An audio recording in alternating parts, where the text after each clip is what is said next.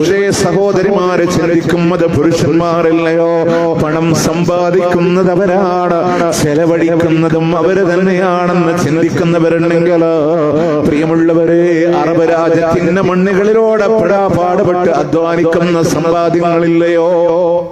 ഭർത്താവ് അയച്ചു കൊടുക്കുമ്പോ അതിനെ കൈകാര്യം ചെയ്യുന്ന സഹോദരിമാരെ,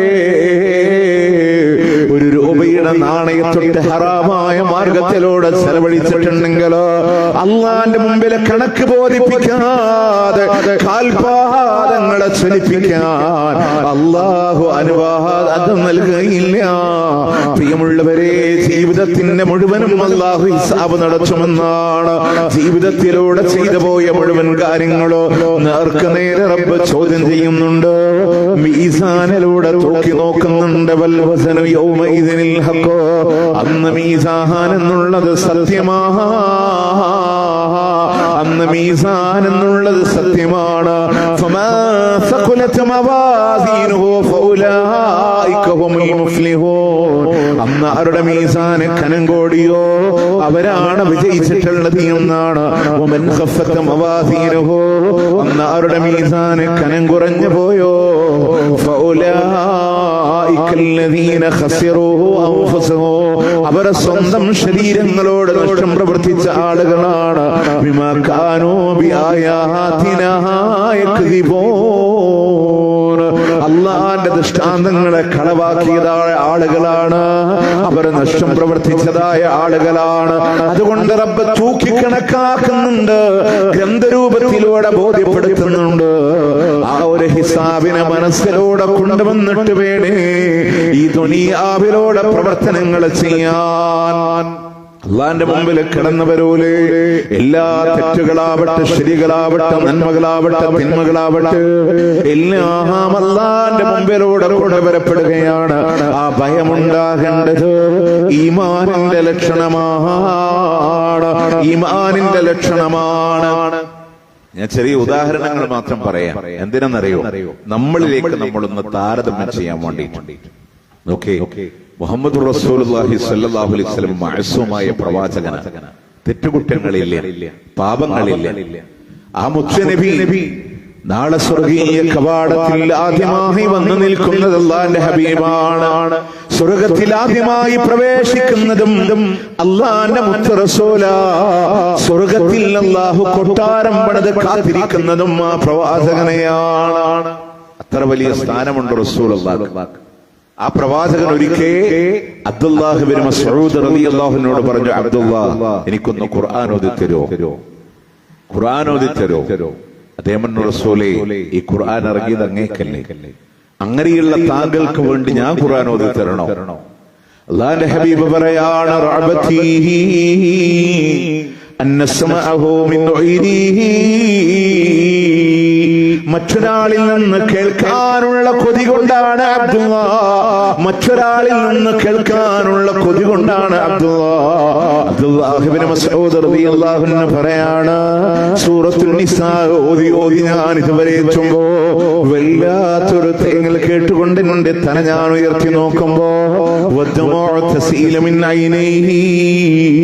റസൂലുള്ളാഹിന്റെ കണ്ണിലൂടെ കണ്ണുനീരിങ്ങനെ ഒലിച്ചിറങ്ങുന്നുണ്ട്. കരഞ്ഞുകൊണ്ട് പറയുന്നുണ്ട്, നിർത്തണേ അബ്ദുല്ലാഹ്, നിർത്തണേ അബ്ദുല്ലാഹ്. ഏതാണ് ആയത്തെന്നറിയുമോ?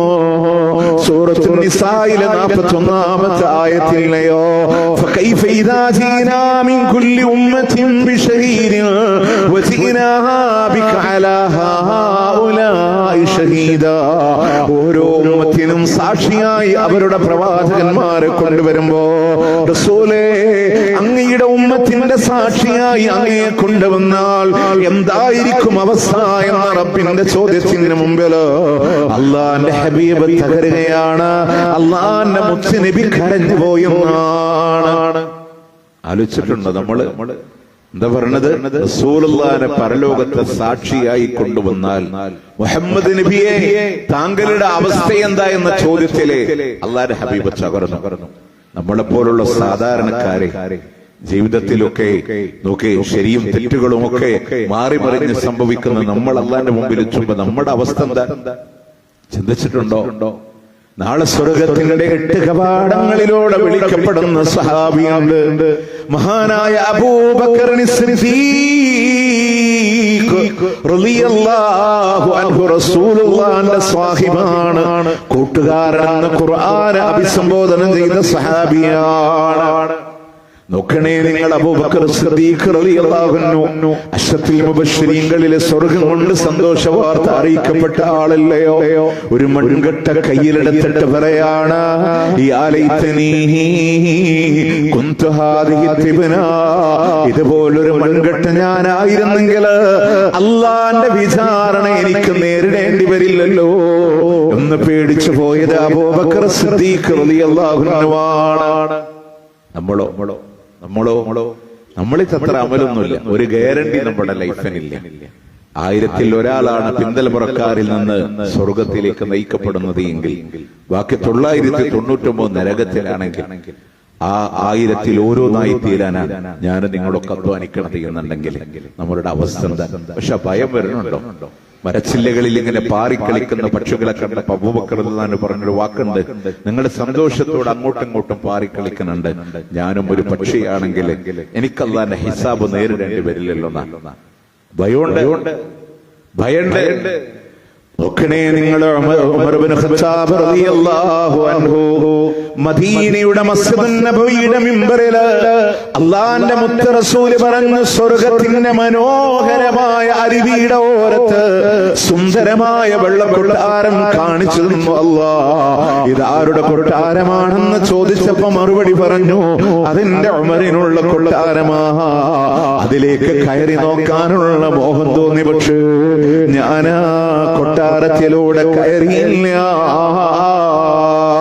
കാരണം എന്റെ ഉമർ ഒരൽപ്പം ഉയരത്തുള്ള ആളാണ്, ദേഷ്യമുള്ള ആളാ. എന്റെ ഉമറിനത് ഇഷ്ടമായില്ലെങ്കിലോ എന്ന് കരുതി ഞാൻ അവിടെ കയറിയില്ല എന്ന് പറയുമ്പോ ഒന്നാമത്തെ സഫിൽ ഉമർ റളിയല്ലാഹു അൻഹു ഉണ്ട്. കൈകൊടിയർത്തി ചോദിക്കുന്നുണ്ട്, അഖാറു അലൈക യാ റസൂലല്ലാഹ്, അങ്ങയോട് ഞാൻ ദേഷ്യപ്പെടാനോ നബിയേ? അങ്ങയോട് ഞാൻ ദേഷ്യപ്പെടാനോ നബിയേ? അങ്ങയോട് ഞാൻ ദേഷ്യപ്പെടുകയോ? അള്ളാഹു എനിക്ക് എന്തൊന്ന് തന്നോ അത് മുഴുവനും എന്റെ റസൂൽ ഞാൻ ഇഷ്ടപ്പെടുന്നുണ്ടെന്ന് സ്വർഗ്ഗം ഉറപ്പാണ്, കൊട്ടാരം ഉറപ്പാണ്. ഉമർ റളിയല്ലാഹു അൻഹു ഹൃദയം ഭേദകമായി തോന്നുന്ന രംഗമുണ്ട്. ഈ ലോകത്തോട് അദ്ദേഹം വിട പറയുന്ന ദിവസം ഫൈറൂസ് അബൂലുലുഅത്തുൽ മജൂസി എന്ന് പറയുന്ന മനുഷ്യൻ ഇരുതല മൂർച്ചയുള്ള കടാര സൂറത്ത് യൂസുഫ് ഓതി സുബഹി നമസ്കരിക്കുന്ന ഉമർ ഇബ്നു ഖത്താബ് റളിയല്ലാഹു അൻഹു ഒന്നാമത്തെ റക്അത്തിൽ യൂസുഫ് നബിയുടെ ചരിത്രങ്ങൾക്കിടയിലൂടെ കടന്നുപോയി അദ്ദേഹത്തിന്റെ തൊണ്ടയിടറിയിരുന്നു. രണ്ടാമത്തെ റക്അത്തിൽ എഴുന്നേറ്റ് നിന്നപ്പോഴാണ് അബൂലുലുഅത്തുൽ മജൂസി എന്ന് പറയുന്ന മനുഷ്യൻ 7 തവണ കടാര തന്റെ വയറ്റിൽ പ്രഹരിച്ചു. 7 കുത്തിനെ 14 മുറിവാണ്. വിഷമൂട്ടിയ കടാരയാണ്. നോക്ക് നിങ്ങൾ, പാല് കൊടുത്താലും മുന്തിരിനീര് കൊടുത്താലും വെള്ളം കൊടുത്താലും കുടലിലൂടെ പുറത്തേക്കാണ്. ബനൂ ആവിയ ഗോത്രത്തിലെ വിഷവൈദ്യർ വന്നിട്ട് പറഞ്ഞു, ഇന്നല്ലെങ്കിൽ നാളെ എന്ന് പറഞ്ഞപ്പോ ഉമർ റളിയല്ലാഹു അൻഹു പറഞ്ഞു, താങ്കള് സത്യം പറഞ്ഞിരിക്കുന്നു എന്നുള്ളതാണ്. നിങ്ങൾ നോക്കിയ ഒരു വലിയൊരു ടോപ്പിക്കാണ് ഉമർ റളിയല്ലാഹു അൻഹുവിന്റെ അന്ത്യനിമിഷങ്ങളെ ഒരുപാട് ഗുണപാഠങ്ങൾ വെച്ചിട്ടാണ്. നമ്മുടെ വിഷയമായി നമ്മൾ മനസ്സിലാക്കേണ്ടത് അദ്ദേഹത്തെ സമാധാനിപ്പിക്കാൻ റഈസുൽ മുഫസ്സിരീൻ ഇബ്നു അബ്ബാസ് റളിയല്ലാഹു അൻഹു അടക്കമുള്ളവർ അദ്ദേഹത്തിന്റെ ചാരത്ത് വന്നിരുന്നു. അദ്ദേഹത്തോട് ഇങ്ങനെ പറഞ്ഞു കൊടുക്കുന്നുണ്ട്, അബ്ശിർ ബിബുശ്റാ ബിസ്വഹബത്തി റസൂലില്ലാഹി സ്വല്ലല്ലാഹു അലൈഹി വസല്ലം. അല്ലാഹുവിന്റെ റസൂലിന്റെ സഹവാസം കൊണ്ട് ഉമറേ താങ്കൾക്ക് സന്തോഷിക്കാമല്ലോ. ആദ്യ കാലഘട്ടങ്ങളിൽ ദീനിനെ സഹായിച്ച ആളാണ് ഉമറേ താങ്കള്. അല്ലാഹുവിന്റെ മുത്ത് റസൂലെ വിട പറയുമ്പോ താങ്കളെ തൃപ്തിപ്പെട്ടുകൊണ്ടാണ് ഈ ലോകത്ത് നിന്ന് വിട പറഞ്ഞതെങ്കിലോ, താങ്കളെ തൃപ്തിപ്പെട്ടുകൊണ്ടാണ് ഈ ലോകത്തോട് വിട പറഞ്ഞതെങ്കിലോ, രണ്ടാളുകളോട് താങ്കളുടെ ഭരണത്തിനെ സംബന്ധിച്ച് ചോദിക്കുമ്പോ അവർക്കിടയിലൂടെ അഭിപ്രായ വ്യത്യാസമില്ല. അവർക്കിടയിലൂടെ അഭിപ്രായ വ്യത്യാസമില്ല എന്ന് പറയുമ്പോ മഹാനായ ഉമർ ഇബ്നുൽ ഖത്താബ് റളിയല്ലാഹു അൻഹു തിരിച്ചു പറയുന്ന വാക്കെന്താണെന്നറിയോ? ആകാശഭൂമി നിറയെ സ്വർണവും വെള്ളിയും എന്റെ കൈവശം ലഭിച്ചാൽ നാളെയുടെ പരലോകത്തെ രക്ഷപ്പെടാൻ ഞാനത് ചെലവഴിക്കുമായിരുന്നു എന്ന് ഉമർ റളിയല്ലാഹു റളിയല്ലാഹു അൻഹു ഇതുവരെ ചെയ്ത സേവനങ്ങളെ കൊണ്ട് എനിക്ക് സമാധാനം കിട്ടണില്ല. ആകാശഭൂമി നിറയെ സ്വർണവും വെള്ളിയും കിട്ടിയാലോ പരലോകത്ത് രക്ഷപ്പെടാൻ ഞാനത് ചെലവഴിക്കുമായിരുന്നു എന്ന് ഉമർ ഇബ്നുൽ ഖത്താബ് റളിയല്ലാഹു അൻഹു വിട പറയുന്നതിന്റെ മണിക്കൂറുകൾ മുമ്പാണ് മസ്ജിദുൻ നബവിയിൽ നിന്ന് വീട്ടിലേക്ക് മാറ്റിയിട്ടുണ്ട്. ബോധം വരുന്നുണ്ട്, ബോധം നഷ്ടപ്പെടുന്നുണ്ട്. ബോധം വരുമ്പോ ചോദിക്കുന്ന മോനെ അബ്ദുല്ലാഹി ഇബ്നു ഉമർ റളിയല്ലാഹു അൻഹുമായുടെ മടിത്തട്ടിലൂടെ തലവെച്ച് കിടക്കുമ്പോ മോഹനെ ബാപ്പ എവിടെയാണ് കിടക്കുന്നത്? ബാപ്പ എന്റെ മടിത്തട്ടിലാണെന്ന് മറുപടി കൊടുക്കുമ്പോ ബാപ്പാന്റെ മുഖമെടുത്ത് മണലിലേക്കൊന്ന് കിടച്ചുമോ മോനെ? ബാപ്പാന്റെ മുഖമെടുത്ത് മണലിലേക്കൊന്ന് കിടച്ചുമോ മോനെ?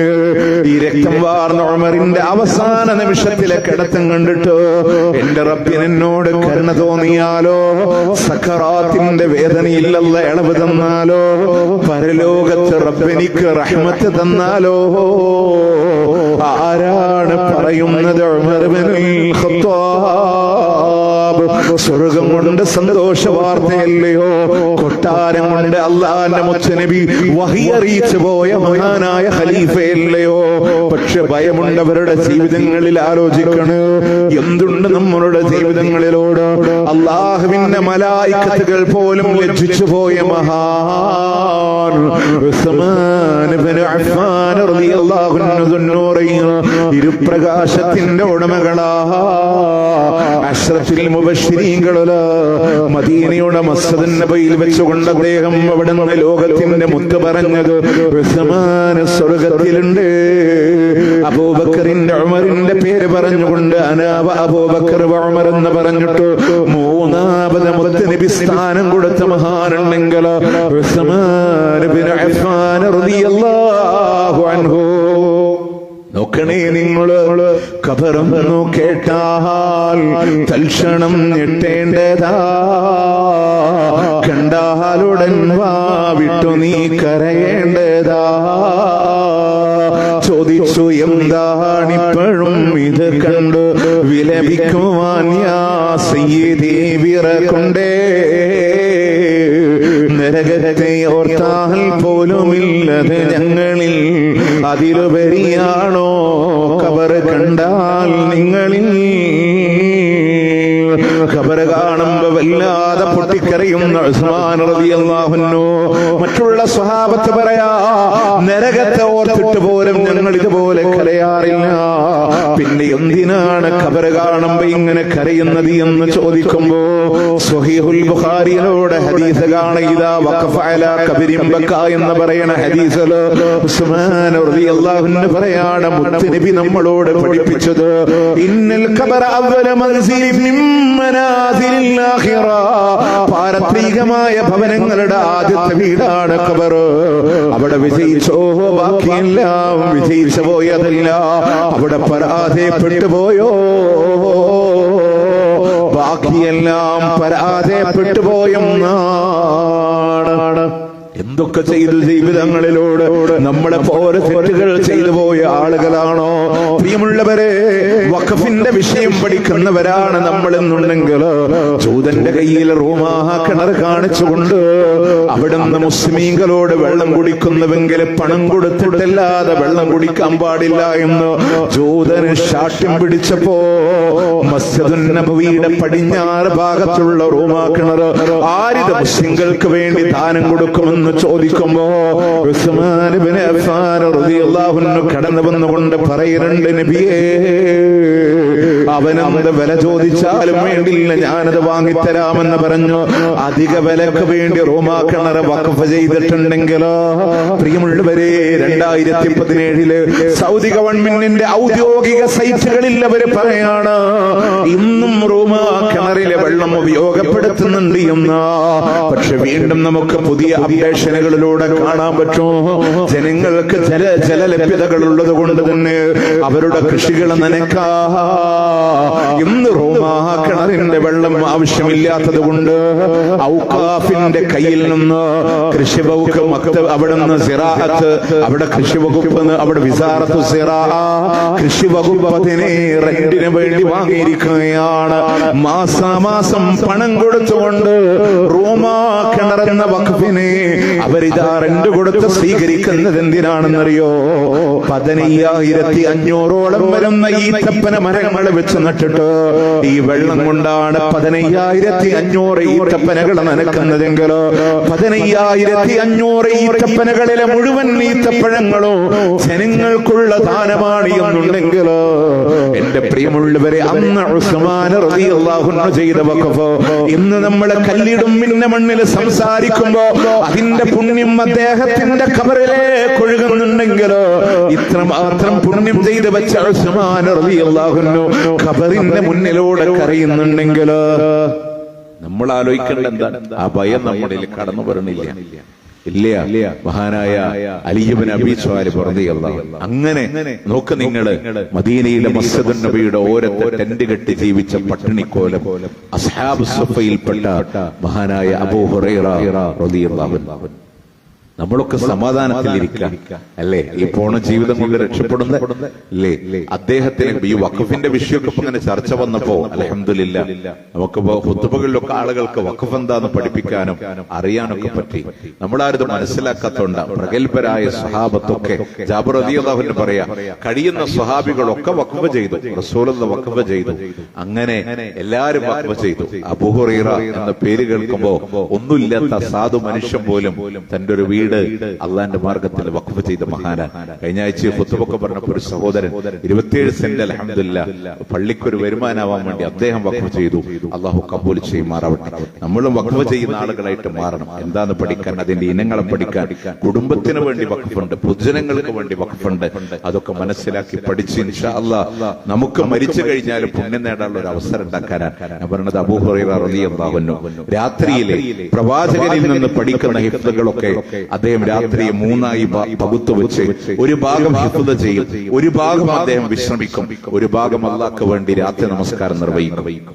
അങ്ങനെ മരണം വരെ ജീവിച്ചു. ആ അബൂ ഹുറൈറ മരിക്കുന്ന സന്ദർഭങ്ങളിൽ സങ്കടപ്പെടുകയാണ്, കരയുകയാണ്. അദ്ദേഹത്തോട് ചോദിക്കുന്നുണ്ട്, എന്തിനാ അബൂ ഹുറൈറ താങ്കളെ സങ്കടപ്പെടുന്നത് എന്ന് ചോദിക്കുമ്പോ അദ്ദേഹം പറയുന്നുണ്ട്, അസ്സഫറു തവീൽ, എനിക്ക് യാത്ര പോകാൻ ഒരുപാട് ദൂരമുണ്ട്. എന്റെ ഖബറും കടന്ന് മഹ്ശറും കടന്ന് സ്വർഗ്ഗനരകങ്ങളുടെ യാത്രാ ദൂരം ഒരുപാടങ്ങളില്, എന്റെ കയ്യിലുള്ള വിഭവങ്ങള് വളരെ കുറച്ചേ ഉള്ളൂ എന്ന് അബൂ ഹുറൈറ റളിയല്ലാഹു അൻഹു പറയുന്നുണ്ടെങ്കിൽ എന്റെ പ്രിയമുള്ളവരെ ചിന്തിക്കണം, എന്ത് ചെയ്തു എന്റെ ജീവിതങ്ങളിൽ? ഈ ജീവിതം കൊണ്ടുപോയി അള്ളാന്റെ മുമ്പിലൂടെ സമർപ്പിക്കുമ്പോ റബ്ബേ എന്റെ അവസ്ഥ എന്താ? എന്റെ നന്മകളുടെ അവസ്ഥ എന്താണ്? തിന്മകളുടെ അവസ്ഥ എന്താ? ആ പാപങ്ങൾ അല്ലാഹു പുറത്തു തന്നില്ലെങ്കിലോ? ഓർക്കുന്നുണ്ടോ നിങ്ങൾ മഹ്ശറിന്റെ സുദീർഘമായ ഹദീസുകളോട്? മനുഷ്യരെല്ലാം പരലോകത്തിലൂടെ കടന്നു വരുമ്പോ ഓരോ പ്രവാചകന്മാരുടെ മുമ്പിലൂടെ കടന്നു വരുന്നുണ്ട്. ഞങ്ങൾക്ക് വേണ്ടി അള്ളാഹുവിനോടൊന്ന് പറയാൻ കഴിയുമോ? ഹിസാബൊന്ന് നേരത്തെ ആവാൻ, പെട്ടെന്നൊന്ന് വിചാരണ നടത്താൻ ഓരോ പ്രവാചകന്മാരും പറയുന്നുണ്ട്, അടുത്ത പ്രവാചകന്റെ അടുക്കലേക്ക് പോക്കോ, ഞങ്ങൾ തന്നെ ആകെ പ്രയാസത്തിലാ. അതിലെ മഹാനായ മൂസാ അലൈഹിസ്സലാത്തു വസ്സലാമിന്റെ മുന്നിൽ വരുന്ന രംഗമുണ്ട്. മൂസാ നബി റബ്ബിനോട് പറയുന്നുണ്ട്, ആ സമയത്ത് ജനങ്ങളോട് പറയാണ്, ഇന്നീ ഖതൽതു നഫ്സൻ ലമൂമറ ബിഖത്ലിഹാ, കൊല്ലാൻ അല്ലാഹു അനുവാദം നൽകാത്തൊരു ശരീരത്തെ ഞാൻ കൊന്നു കളഞ്ഞവനാണ്. അല്ലാഹു എന്റെ മേൽ എന്ത് നടപടി സ്വീകരിക്കുമെന്ന് എനിക്ക് അറിഞ്ഞുകൂടാ. അടുത്ത പ്രവാചകന്റെ അടുക്കലേക്ക് നിങ്ങൾ ചെല്ലണേ. പ്രിയമുള്ളവരെ, ഏതാണ് കൊലപാതകം എന്നറിയുമോ? കിബ്തി വംശജനായ ഒരു മനുഷ്യനെ കൊന്നതാണ്. കിബ്തി വംശജൻ ഫിറൗനിന്റെ ആളാണ്. അയാള് അന്യായമായ ഒരു ഇസ്രായേലി പൗരനെ അന്യായമായി ആക്രമിക്കുമ്പോ അതിനെ തടയാൻ ചെന്നതാണ്. അബദ്ധത്തിൽ നടന്നൊരു കൊലപാതകം. ഫിരൗനിന്റെ ആളെ അബദ്ധത്തിൽ നടന്നൊരു തിന്മ തടയുമ്പോൾ അബദ്ധത്തിൽ നടന്നൊരു കൊലപാതകം. ആ കൊലപാതകത്തെ സംബന്ധിച്ച് അല്ലാഹ് പറയുന്നു, ദുനിയാവിൽ വെച്ച് തന്നെ മൂസാക്ക് ഞാനത് പുറത്തു കൊടുത്തു എന്ന ഖുർആൻ. ഞാൻ മൂസാക്ക് അത് പുറത്തു കൊടുത്തിട്ടുണ്ട്. അപ്പൊ ഇനി നിങ്ങളതൊന്ന് ആലോചിച്ച് നോക്കേ, ദുനിയാവിൽ വെച്ച് അള്ളാഹു പുറത്തു കൊടുത്തൊരു പാപത്തിന്റെ പേരിൽ നാളെ പരലോകത്ത് മൂസ അലൈഹിസ്സലാം പേടിച്ചു നിൽക്കുമ്പോ നമ്മൾ ചെയ്ത പാപം അല്ലാഹ് പുറത്തു തന്നിട്ടുണ്ടോ ഇല്ലയോ നമുക്കറിയില്ല. പക്ഷെ എന്നിട്ട് പോലും നമുക്ക് ആ ഭയം നമ്മളുടെ മനസ്സിൽ കടന്നു വരണില്ല. ഇനി ആലോചിക്കണേ, നമ്മൾ ഈ തെറ്റ് ചെയ്ത് ഇങ്ങനെ ജീവിക്കുമ്പോ ആഖിറത്തിൽ കടന്നു വരുമ്പോ കൂട്ടത്തിൽ രക്ഷപ്പെടാമെന്നോ ഏതെങ്കിലും രീതിയിൽ ഞാൻ രക്ഷപ്പെട്ടു പോകുമെന്നോ നിനക്കാൻ നമ്മളെ കൊണ്ട് കഴിയില്ല. കാരണം എന്താ അറിയോ, ദുനിയാവിൽ നമ്മൾ ഇങ്ങനെ ജീവിക്കുമ്പോ പല പ്രയാസത്തിൽ നമ്മൾ പോയി ചാടലുണ്ട്. ഇന്ന് നമ്മൾ രക്ഷപ്പെടും. വീണ്ടും അടുത്ത ഒരു മാനസിക വിഷമുണ്ടോ, ഇന്ന് നമ്മൾ രക്ഷപ്പെടും. നമ്മൾ വിചാരിക്കണം ഇതേപോലെ ഞാൻ പരലോകത്ത് രക്ഷപ്പെടുമെന്നാണോ? ഒരിക്കലും ഇല്ല കേട്ടോ. അള്ളാന്റെ മുമ്പിൽ സാക്ഷി വിസ്താരമുണ്ട്. അത് മനസ്സിലാക്കിയാലേ നമുക്ക് തെറ്റ് ചെയ്യുമ്പോൾ ഉള്ളിലൊരു ഭയം വരും. നമ്മൾ ആദ്യമേ തർബിയത്ത് കൊണ്ടുവരേണ്ടത് നമ്മുടെ മക്കളോട് കൊടുക്കേണ്ടതും അള്ളാനെ പറ്റി മനസ്സിലാക്കാനാണ്. നമ്മൾ ആലോചിച്ച് നോക്കി, അള്ളാന്റെ മുമ്പിൽ മനുഷ്യനെ വിചാരണ എടുക്കുമ്പോ അവിടെ സാക്ഷികളെ കൊണ്ടുവരുന്നത് ഓർക്കണേ. ആദ്യത്തെ സാക്ഷി ആരാണ്? ഇന്ന റബ്ബക ലബിൽ മിർസാദ്. അല്ലാഹു സാക്ഷിയാണ്. അല്ലാഹ് എല്ലാം ഉറ്റുനോക്കുന്നവൻ, അല്ലാഹ് കാണാൻ, അല്ലാഹ് അറിയാൻ. ഒരു തെറ്റും ഒരു പാപവും നമുക്ക് ചെയ്യാൻ കഴിയില്ല. നമ്മളൊക്കെ എന്തുകൊണ്ട് തെറ്റ് ചെയ്യണേ? ഞാൻ ചെയ്യുന്ന തെറ്റ് ആരും അറിയില്ല, ആരുടെ മുമ്പിൽ പിടിക്കപ്പെടൂല, സമൂഹത്തിൽ ഞാൻ മാന്യനാവും എന്നൊരു ചിന്താഗതി ആരും അറിയാത്തപ്പോഴാണ് മനുഷ്യർ തെറ്റ് ചെയ്യാൻ. പക്ഷെ നമ്മൾ ആലോചിക്കണം, ആ തെറ്റ് ചെയ്യുമ്പോൾ അല്ലാഹു സാക്ഷിയാണ്. അല്ലാഹ് അറിയുന്നുണ്ട്, അള്ളാന്റെ മുമ്പിൽ കൊണ്ടുവരും. ആ ഒരു ബോധ്യം ഉണ്ടാവണം. രണ്ടാമത്തെ സാക്ഷി ആരെന്നറിയോ? അള്ളാന്റെ നബിമാര് സാക്ഷികളാ. അള്ളാന്റെ നബിമാര് സാക്ഷികളാണ്. നേരത്തെ ഓതിയില്ലേ സൂറത്തുൻ നിസായിലെ 41-ാമത്തെ ആയത്ത് അള്ളാഹു പറയുന്നുണ്ട്, നബിയേ അള്ളാഹു സാക്ഷിയായി താങ്കളെ കൊണ്ടുവന്നാൽ എന്താകും അവസ്ഥ എന്നുള്ളതാണ്. ഞാൻ ദീന് പഠിക്കാൻ കഴിഞ്ഞില്ല, എനിക്ക് ഖുർആനും ഹദീസും അറിയാനുള്ള ഇൽമുണ്ടായിട്ടില്ല, തൗഹീദ് എനിക്ക് ലഭ്യമായിട്ടില്ല എന്ന് പറയാൻ സാധ്യമല്ല. അള്ളാന്റെ മുമ്പിൽ നബിമാര് പറയും, അല്ലാഹുവേ ഞങ്ങളെ എത്തിച്ചു കൊടുത്തിട്ടുണ്ടല്ലോ. മൂന്നാമതായി വരുന്ന സാക്ഷികളാണെന്നറിയോ? അള്ളാഹന്റെ മലക്കുകൾ സാക്ഷിയാ. മാ യൽഫിദു മിൻ ഖൗലിൻ ഇല്ലാ ലദൈഹി റഖീബുൻ അതീദ്. 50-ാം അധ്യായം സൂറത്തുൽ ഖാഫിന്റെ 18-ാമത്തെ ആയത്ത്. പ്രിയമുള്ളവരെ, നമ്മൾ സംസാരിക്കുന്നത് മുഴുവനും രേഖപ്പെടുത്തുന്ന മലായിക്കത്തുകളുണ്ട്. അതുകൊണ്ട് ഏത് തിന്മ നമ്മൾ ചെയ്യുമ്പോഴും ആലോചിക്കണേ, അള്ളാന്റെ മലക്കുകൾ നാളെ പരലോകത്തിനെ കൊണ്ടുവരാൻ സാക്ഷികളായിട്ടുണ്ട്.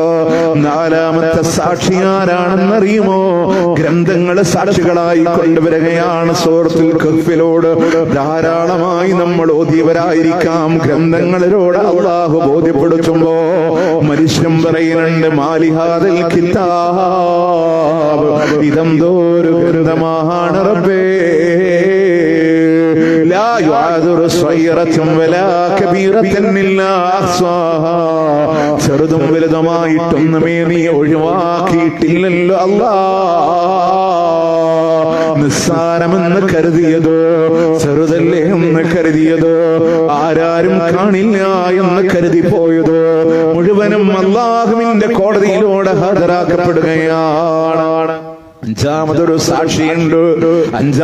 സാക്ഷിയുണ്ട്. ധാരാണ് നമ്മളുടെ ശരീരം തന്നെയാ. ഈ ശരീരമില്ലാതൊരു തെറ്റിലേക്ക് നമ്മൾ പോകുമോ? ഈ ശരീരമില്ലാതൊരു പാപം ചെയ്യാൻ കഴിയുമോ?